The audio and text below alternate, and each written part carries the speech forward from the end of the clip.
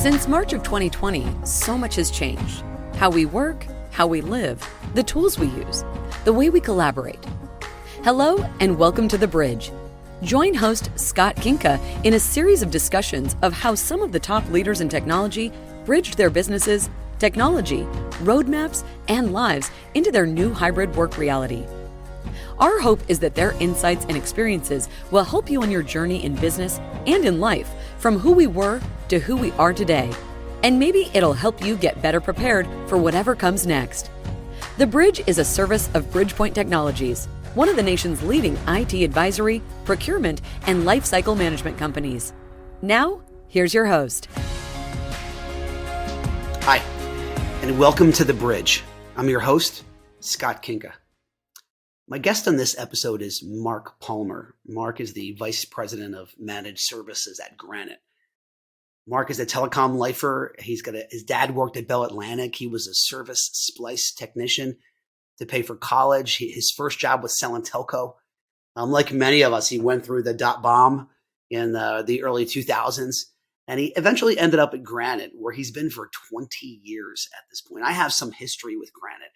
At my previous employer, we used them for field services, experts at sourcing, training, hiring, and mechanically and consistently deploying people for other tech companies to do like physical install work, on-site troubleshooting, etc. This is a business that grew out of not so much a tech focus as a use case focus, right? In this case, businesses with lots of consistently deployed small to mid-sized locations, right? LD became local. Local became internet aggregation, POTS replacement, field services, eventually security and SASE. Today, their field services alone are larger themselves than many tech companies. But yet they've never wavered in that market approach. Specialists in multi-location, 1,500 sites, 5,000 sites, 7,500 sites. We talk all the time on this pod about how the pandemic changed the way we do our jobs, right? The way we construct our networks, the way we secure our workers, the changing state of hybrid work, and the fact that we really haven't figured it out yet. But very often we talk about the changing value of location in the IT equation. We've moved to people-centered IT. So what happens when you're a company whose entire identity is around lots of consistent little locations? You double down and you grow as a result. This is a great story about leaning into headwinds and finding your niche. And of course, Mark picked the Eagles to win the Super Bowl this weekend. So I loved it, but we'll see how well that holds up when we release next week's episode. In the meantime, here is an informative post-COVID look at location-focused managed services provider Granite and their VP of Managed Services, Mark Palmer. Hi, and welcome to The Bridge. Welcome to a new season of The Bridge, actually. Here we are, 2023 came at us like a freight train. Looking forward to getting 2023 kicked off right. Our guest today on The Bridge is Mark Palmer. Mark is the Vice President of Managed Services at Granite. How are you today, Mark? I'm doing great, Scott. Thanks. You? Fantastic. We kicked off the year with technical problems in the studio here. So Mark's been gracious enough and Danielle to be patient with us while we work through those challenges. So hopefully we're getting all the audio that we need and all of the video that we need. We're really excited about this. Mark, but I have to do this right up front. We had a lot of football predictions throughout last season, and we're going to have some fun with them because some of them rang true and some of them did not ring true. But here we are. It's Super Bowl week, and this will air before the Super Bowl. So can we get a hot take from you? Put you right on the spot. Yeah, Eagles by 8. I think if I had to lay 7, I would. Where is your fandom in the NFL? Well, a Patriots season ticket holder, so That's it. I did live in Philly for 2 years, and I mean, I think if you're not a Cowboys fan, you hate the Cowboys. So I never had an NFC team really. When I lived in Philly, I was happy to go to the vet and get to games there. So kind of, I don't hate the Eagles, and I don't know. I think they look good, and if Mahomes' ankle is the same way it is, I think they I don't know. I think they got helped with a penalty at the end to win that game. That was a coin flip the other way. Ooh, that's a hot take right there. We'll leave it right there. We'll leave it there, and we'll get into the purpose. So, Mark, as you know, on the bridge, we try to accomplish a lot, but primarily we're talking to IT leaders about, really still about the pandemic. A little hot take from me that at the end of the year, I said, "Are you tired of talking about the pandemic when it comes to IT?" And my hot take back on that was we kind of can't stop talking about it when it's changed everything, really, at the end of the day. So most of our talk is going to be about that. But before we get started, just first off, we're going to talk about you personally, and then a little bit about you and Granite and how long you've been there. But first, just help us get to know Mark personally a little bit, where you live, family, that kind of thing. So I live in Rhode Island. I've got a wife and 3 kids, so a 16, a 14, and a 12-year-old. And my background, I guess I was kind of born to be in telco. My old man was a union steward it was New England Telephone, then it was Ma Bell, then New England Telephone, then 9X, then Bell Atlantic, then Verizon up here in the Northeast. I actually worked as a service splice technician for Bell Atlantic when I was in college. It's how I helped pay for school. And first job out of college was selling telco, and I've been doing it since. Wow, you're a lifer. Yeah. That's pretty amazing. Has it been with Granite? I mean, how long have you been with Granite? I've been with Granite for 20 years. So we started 20 years ago. Our CEO is named Rob Hale, impressive guy. And I actually, my first job out of school was with his previous company, Network Plus. It was a company that went public, pretty solid company. I remember Network Plus. I'd say it had a funding gap and didn't make it, but he turned around literally. It was February 2002 that had to close the doors there, said, we're going to do this right. We're not going to rely on anybody else. We're not going to go into debt, and opened our doors in June of 2002. And since then, it's been excellent. The growth is unbelievable, and we've been able to kind of hit the goals we had for ourselves previously. If at first you don't succeed. I mean, look, the reality of it too is on the Network Plus thing. I think everybody got caught up in the 2000s. That was the .bomb. Truth be told, we did not know that before we got on this, but I'll tell you a quick story. I looked at a data center in 401 North Broad to take over, and I think it was a Network Plus location at one point. Did you guys have a data center there? Yeah, we had them all over the place. I actually worked on Market Street in Philly. Okay. And we had data set. We had a lot of them, and it was part of the whole. That's what basically Wall Street told you: if you didn't own the local, you didn't own the customer. Totally. So you had to actually light all these up pops everywhere. Local pops everywhere, right? So spend $280 million to drop a loose in 5E in a data center in Philly, right? Yeah, I mean it was funny. It was. If we didn't have somebody else pointing us what we had to do, I don't think we would have ever done that. Yeah. And because we haven't now. So it's we had our chance to get a do-over. We did it. Well, it's an interesting story too. You did the do-over, and it's 20 years. Same company. I mean, if you took the stalwart top 5 or 10 telcos from 20 years ago, AT&T is probably the only one, not including the Lex, right? AT&T is probably the only one who hasn't changed names 5 times, right? And granted, you guys have been around since then. But probably also one of the biggest names that IT buyers might not know. So tell us a little bit about, you guys do a lot of things. I mean, I was, our listeners know, as one of the founders at Evolve IP, we use you guys for field services. Awesome experience here at Bridgepoint. We do a ton of things with you guys, including giant POTS regrooming projects right now as we start to see that network come down. So there's a lot of things you do, but just give us the 30-second on Granite in general. I guess the easy way to think about us is that we've been focused on helping support multi-location businesses since probably about our 6th month in business. Early on, we were selling to just local guys like the pizza shop up the street, whatever it was, some local POTS lines. But we got Walmart and Walgreens, 2 big customers, to give us some business early on.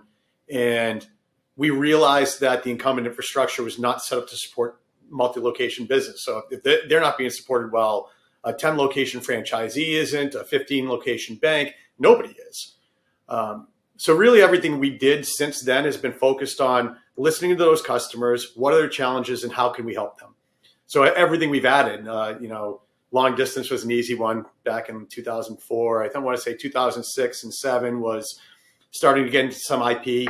You go to people are getting away from dial-up credit card swipes and going to DSL and cable modems. Well, why not sell that stuff? And by the way, for the ones that don't hit that, 3 and 4G connections. But like you said, those field services, they had phone jacks where the credit card machine was. They now need an internet jack. So need to get techs out. In that business alone has grown. It started just a convenience to our customers. And we did, I think, about $100 million in revenue last year just in those field services deployments. Wow. So everything has just been added as we listen to our customers, understand the challenges that they have, and then say, are there ways that we can help alleviate those challenges? And I mean, look, you guys will be competitive in every one of those product lines, but is it safe for me, if people are trying to compartmentalize you guys, to think of you as really specialists in kind of edge locations at scale, right? Your customers are people who have lots of smallish locations that have, traditionally LD, POTS, internet, now SD-WAN, some field services, a little bit of configuration on site. Like that, to me, at least in my experience, is really where I've thought of you. Is that a fair way for me to compartmentalize the business if I had to do that?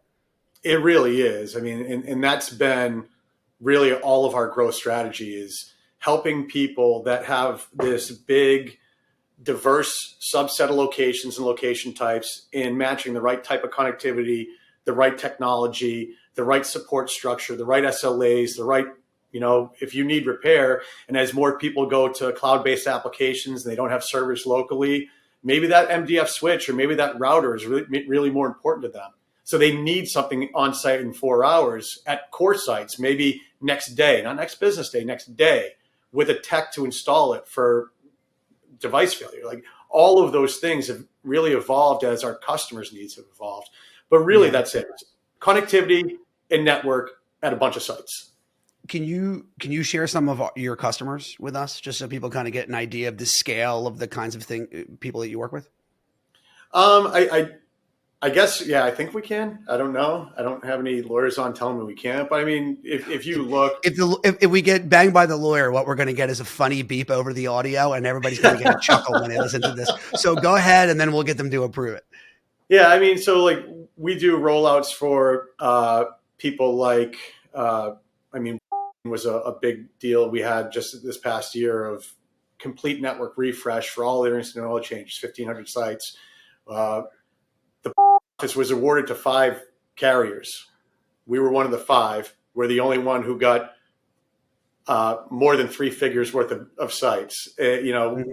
We've now won their next rollout. So going from 7,000 to 14,000 sites for them. Again, it's the scale is that we learn. We've done so many deployments of so many different products at all of these diverse type of customer subset sites that the knowledge that we bring and we don't lose it.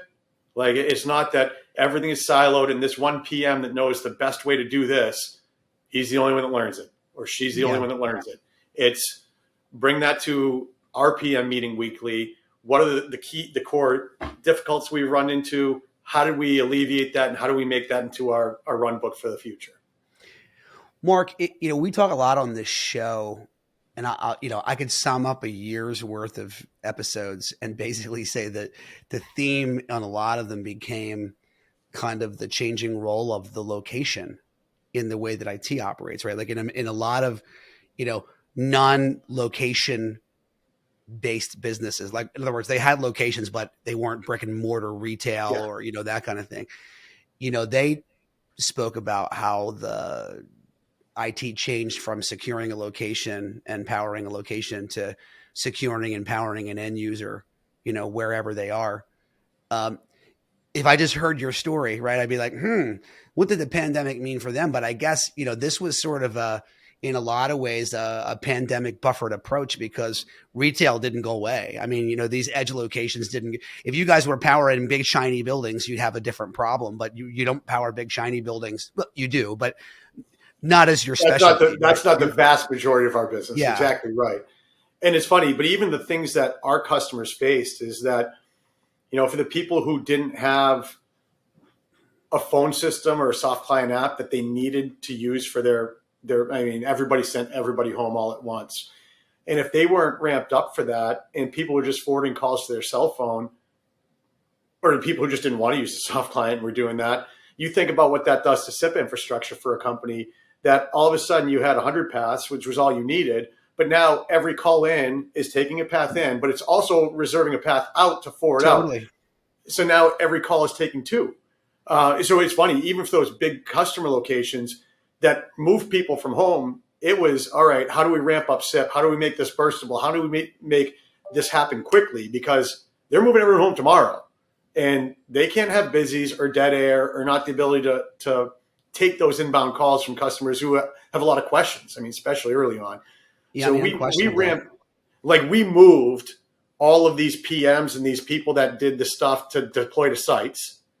And we taught them literally overnight how to basically provision new SIP paths and new soft client seats off of our cloud host infrastructure so that we could do it same day. And we were doing it same day from March 15th on. So if people needed it, it was done same day. And it was interesting. But we had resources. We don't outsource anything. We have 2,500 employees. They're all US based. And I mean, we're sizable. We have about 2,600 employees now. I think we did about 1.8 billion in revenue last year. Our goal is to eclipse 2 billion this year. So we have size and we have scale. And you had all these people that were doing, dispatching people to turn up a router at a mall. Well, malls are closed. So we don't have dispatch. We don't have that. Yeah. I don't want to lay those people off. We have all these other things we need them to do. So quickly transitioning our employees and our resources to help get that was a big task for us, and we did it quickly. And I was impressed by how our operations really, how they reacted to an overnight change. Yeah. Well, there was a couple things there. Let me unpack some of that. Was feverishly thinking of my next questions, but I think there's three that came out of there. We may only get two out. We'll see what happens. The first one was really more of a comment than a question. You talked about sort of calls coming in to get out. And that's an interesting parallel with what we've heard from almost every technology company that we've had on here, regardless of what they did, right? Like the cloud providers were like, well, everybody went home, but the security edge was in the office. So they're VPNing people back in over the internet to get them to the company security edge, only to get them back out to the cloud because there was nothing in the office now anyway. So we sold a bunch of bandwidth in the pandemic that honestly is not even needed now, right? That was one. We heard from our data center partners that the way traffic ingressed to their network, like they had to, like you think about it, you're like, it's colo, nothing changed. Will accept every packet coming into the building, right? Because they used to come, lots of traffic from individual in routes because that's where the big shiny building was, to now 1,000 points of light, and the entire network needed to be regroomed. So, that was the one thing. But so that was a really interesting parallel when you were thinking about it on call paths, right? So that was sort of the comment. The question is this: when a lot of what you do is field services. And, some of this didn't change, right? In fact, some of it expanded. I would imagine medical practices and hospitals and, and you're putting people on site. Were you guys essential workers? I mean, at the end of the day, is that how you looked at it? Did you have to go through? I never had to go home there. Like, tell me about that. So it's funny, luckily for us, now I only live 8 miles from my office. Yeah. And I don't have a lot of traffic. So for me, it was easier for me to come to the office and work here than have my 3 kids that were all, remote schooling and all this other stuff. We were essential workers because we were telco, and that allowed us some flexibility to have people in site. But it's funny, 90% of our employees still work from home. That's what they did. They chose to for their health and safety and security. I was sitting in an office that's built out for 200 people. And I think there was 10 or 12 of us here. So I wasn't worried about social distancing at that point. But no, we did. And we were dispatching techs to do things like that. My question, you're still dispatching them, right? How did you handle that? Did you have to give them the opportunity to say, hey, I don't want to be dispatched? Like, let's talk about the human element there. You know, if they were uncomfortable, did they not go? Yeah. And really we direct, and I'm not over our field service. I know enough about it to be dangerous. Yeah. But we directly contract with all of them. So we have W-2s that are our own, you know, and those are the kind of NFL cities, some bigger cities where, you know, one of those teams that would want to go to the Super Bowl is from. Generally, that's where our W-2 guys are. But we have 7,000 or 8,000, maybe more now, direct 1099. So it's not like we're going to an aggregator that's going to somebody else, We're working directly with these people that have somewhere between 1 and 8 trucks, you know, between 3 and 50 employees. We're giving them 10 to 20,000 tickets a month of either move, add, change, or project work. So there's a lot of stuff that's going on. And our PMs have relationships with them. Like they know that, oh, you know what? I'm doing this in Dallas. Here's the 3 guys that were best at X, Y, and Z. And we grade them all and they have all of their, so when our PM pulls up somebody, we need a tech in Dallas that does, you know, can console into a Cisco device and do X, Y, Z. Like that's a skill set. And we know the 3 and they probably know that person because they deployed them in the past. Yeah. So they have a relationship with them. And we knew the people who were looking for work and the people who didn't. I'll be honest with you. You tossed it out to them. That makes sense. Makes sense. When you just getting back to product mix, I mean, we talked about your kind of specialty in lots of locations, right? And how that maybe didn't change in the pandemic. Did anything change kind of from a product mix perspective for you guys? Like, did you double down on anything? You mentioned SD-WAN as an example in our pre-work. Is that an area that's expanded just because of, you know, how network footprints have changed, or has the business kind of remained chugging along in a similar fashion since then because you're largely focused on kind of edge? No. So, I mean, I think that we did change a bit and we changed to support what the change in our IT customers' needs were. So, I mean, if you think about it, especially, and I guess previous to like the last 3 months, Google, Amazon, like 4 or 5 big tech companies, Meta, they were just hiring engineers literally everywhere. And they were paying Seattle and San Francisco rates. Yeah. So now think about what the pandemic did to our customers too. Technology was relied on for a lot more things. Everybody now has an app where you can order online and pick it up on the curb, in the store. You can do all of these things that you couldn't do before. They don't have a bigger IT staff. Most of them have a smaller one. So they have more focus on applications. They have more focus on things that they're trying to do in their business. And they have less of an appetite or time. So if you think about it, all of those resources, they're finite. You know, if Scott Kinka is my network engineer, he can only work 24 hours a day. And that's if he doesn't sleep. And if I want to keep him and keep him happy, he can probably only work 8 to 10 hours a day.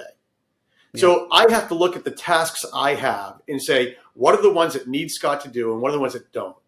So what we found is that a lot of the outsourcing, the low end type of management services, whether it's just monitoring circuits in real time and proactively opening on circuit health. So latency, packet loss, this application they're running, does it need packet persistence? Does it need latency under 150 milliseconds? What does it need to run? Monitor those things in their access, and then proactively open tickets.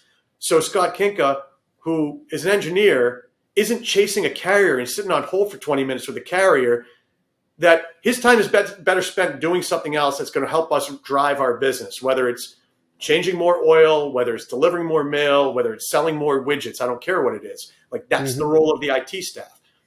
So I think that change for our customers has focused our change, and that's probably our biggest growth coming out of the pandemic, is leveraging our resources and our time to offload the tasks that are not worthy or not worth their team's time. Yeah.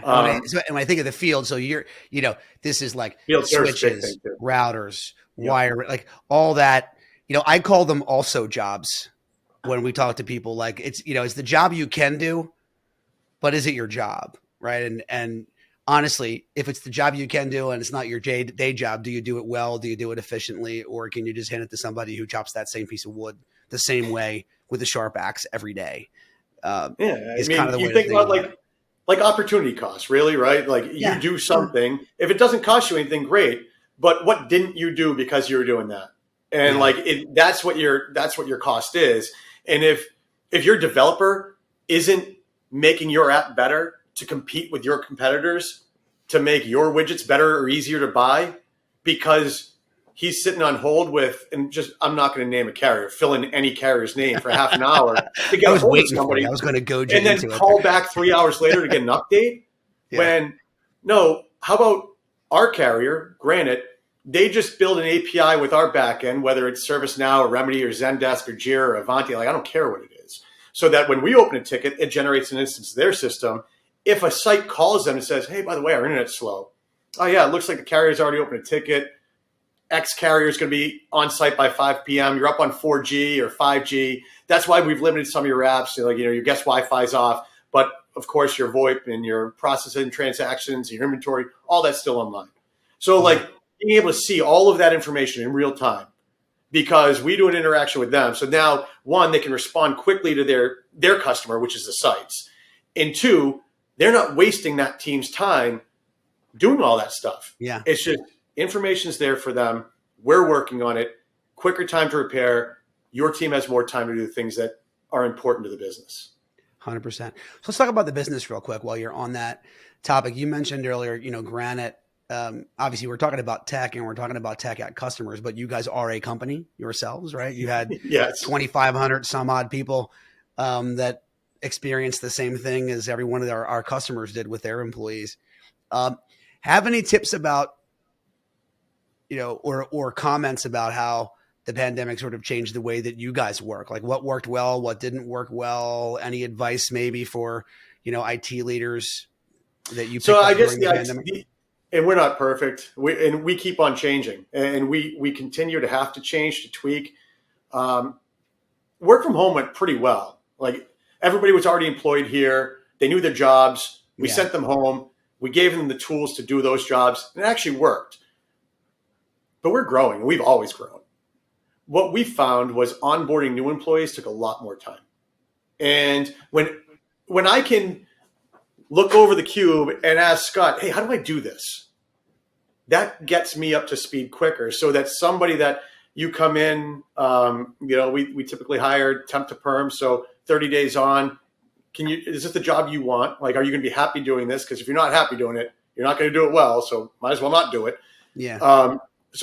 And then you're perm, and then you have to get your onboarding. So maybe if it used to take us 90 days from that start to getting somebody that they know this job and they can do it, it was taking 6 months. And so that's all for it. And really, I think a lot of it has to do with the collaboration and what you miss. So we are still, if you've been here for X amount of time, you still have flexibility, and the flexibility, we like people to be in the office 3 days a week and work remotely or wherever they want to. And of course, we grant additional flexibility for specific people. If they have it, they can ask for more. But if you've been with us for a year or less, we want you in the office 4 or 5 days a week. And really the reason that we want those other people in 3 is because that new person is going to learn better when they can come ask you a question, because you've been doing it for 5 years or 10 years. And that, I think, is probably the hardest thing. And you can set up Slack channels, and you can set up teams, and you can set up all of these other things that allow people to collaborate. But when I've got to ping you in Teams or send you a quick meeting, that's a lot different than just leaning around the cube or seeing somebody at the water fountain, whatever it is. Cooler, yeah. And so I think that is still something where we're getting closer to what we think is going to be best, and it's going to be best for our employees. You want happy employees. Happy employees do more for you. They're going to work harder. They take ownership. They like it. But also keeping in mind that growth and creating new opportunities for our new employees to be able to have that same growth and that same professional development that they have, that's important too. Totally. Let me ask you sort of a follow-on question there, and then we'll kind of get to the fun, right? A couple of fun questions.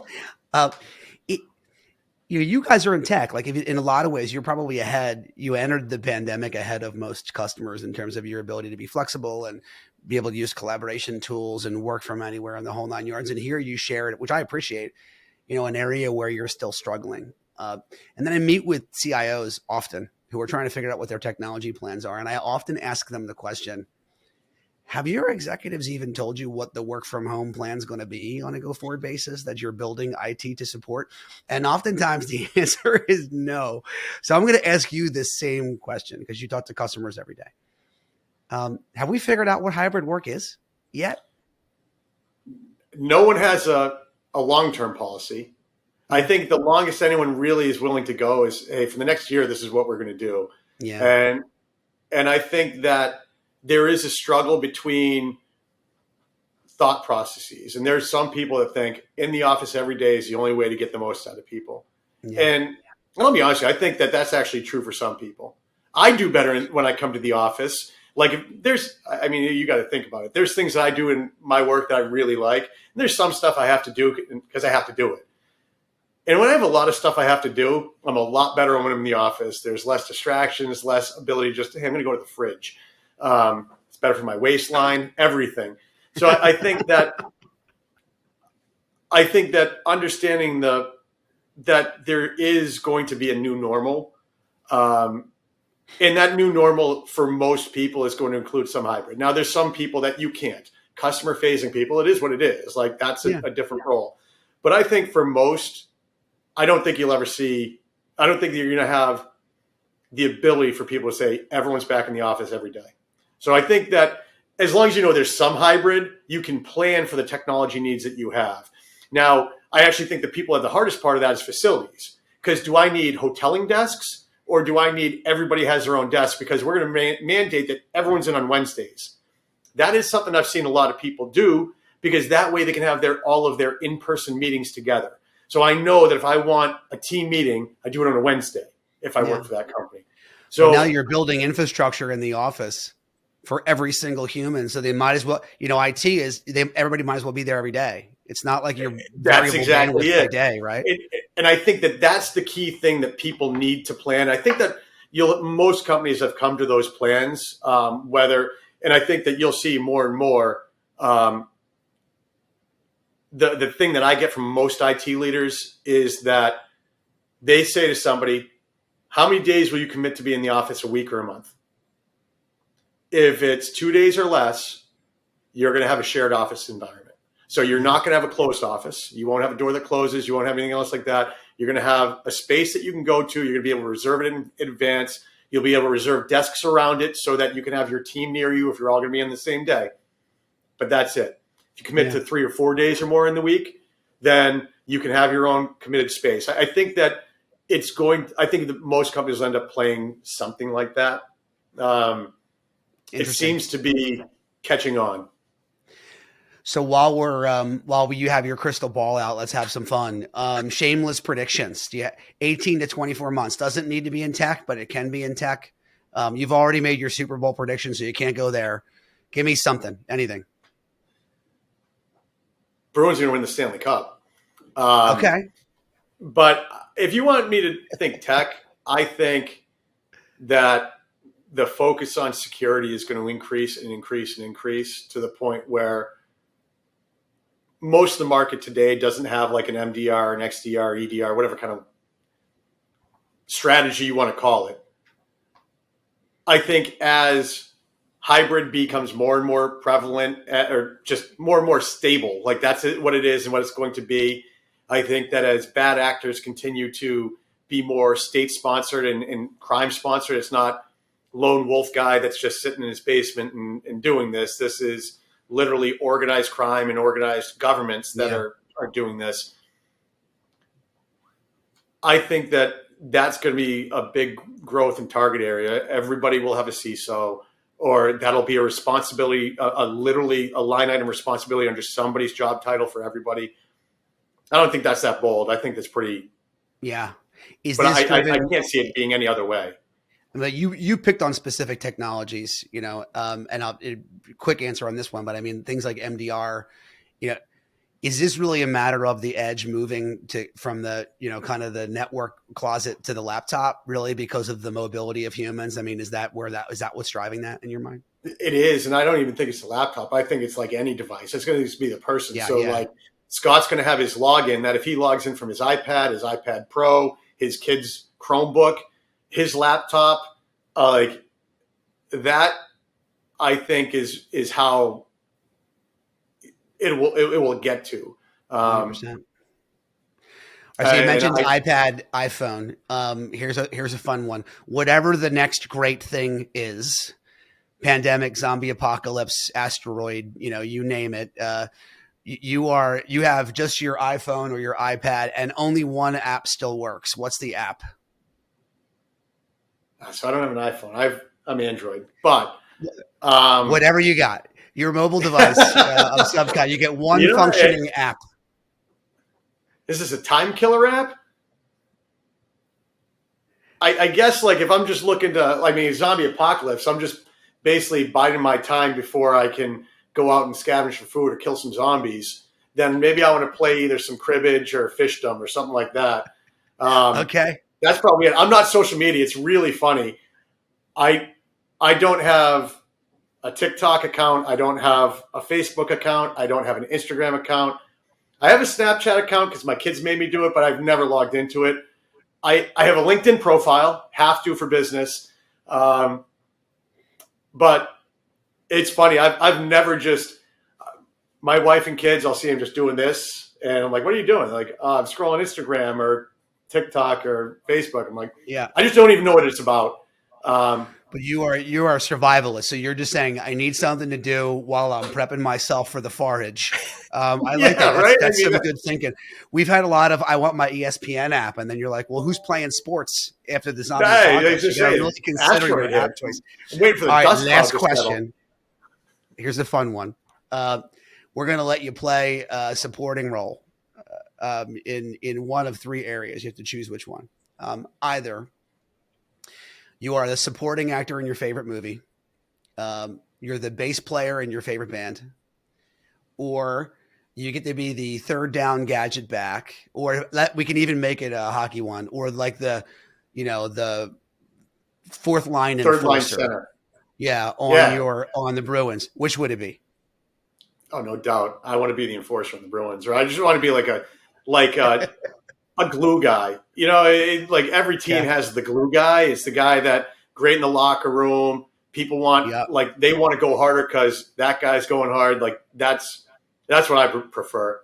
Yeah. Sometimes the guy you just put on the other guy's best player and just say you don't need to do anything but make them irrelevant in this game. Yep. Right. Willing to chip, willing to go. Yeah, exactly. That would be I would definitely take that, no doubt. You know what's interesting? It's kind of funny, and your marketing team might not love the parallel, but I heard a lot of today you talking about Granite being the kind of people who are, you guys want to do the dirty work, really, to take that off of IT. I mean, you guys are a third line center in a lot of ways, if I look at it that way. Is that fair? It's completely fair. Okay. I mean, it's funny. And I look at our developers, like the guys who are creating new things for us. So like people who have developed apps that have taken on-site time from over 2 hours to under an hour for a 5,000 site rollout. And like they're creating these things that are next gen, like they are unbelievable and they're not touched by anybody in the industry. And I don't think but that really is it. Like the rollout isn't necessarily like, that's not the star. The star is your new network and the applications that are running on it and all this other stuff. Yep. We need the people that make that work. But yeah, I completely agree. I think that's what we are the people that do the things that make them shine. So that's really what our focus is. We've been doing that for 20 years, starting just aggregating POTS lines and making it easier to do that. And, it's funny. We do any type of connectivity for any type of place in the US and Canada. That's fantastic. That's it. That's a great way to end it, Mark. I appreciate it. Our guest on the pod today has been Mark Palmer, who's the Vice President of Managed Services for Granite. Mark, really appreciate you being on the bridge with us today. Thank you. Thanks so much for your time. Thanks, Scott. I appreciate it. Listen, if you made it this far, there must have been some good content, or you're just a fan or a relative of mine. In either case, we appreciate you spending your most valuable asset with us, your time. We don't take that lightly. We'd also like to say one more time that we are appreciative of Bridgepoint Technologies and their belief and sponsorship of this show. We hope that if you or someone you know is thinking about your company's digital transformation or simply the next IT project that you may not have that resources, budget, or time to get to, I'm sure that Bridgepoint, one of the country's fastest growing technology advisory and procurement firms, can help. Check out Bridgepoint at bridgepointtechnologies.com. Don't forget the E on Bridgepoint, or simply reach out to me at Skinka, SKINKA, at bpt3.net. Also, take a minute, please, if you would, to give us a 5-star review on your favorite platform. It gives us the visibility to reach other people like you. Thanks for listening to this episode of The Bridge. I am Scott Kinka, and until next time, there's a lot of noise out there. In business and in life, do what you can to be the signal. Thanks.